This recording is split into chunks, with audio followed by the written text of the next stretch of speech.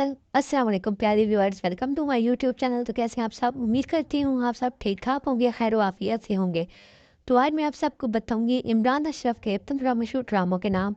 तो अगर आप लोग इंटरेस्टेड हैं तो मेरी वीडियो को अंत तक देखिए, अपनी कीमती राय के साथ कमेंट सेक्शन में ज़रूर करें और मेरे चैनल को सब्सक्राइब करें। चलते हैं आज की वीडियो की तरफ।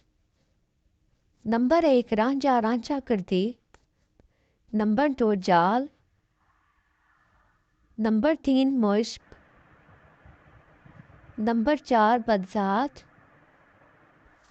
नंबर 5, कहीं दीप चले। नंबर 6, इनकार।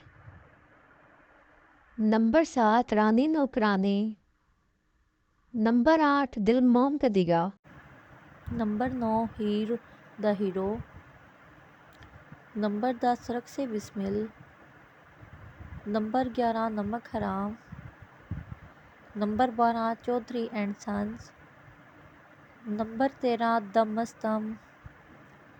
नंबर 14 लिश्कारा।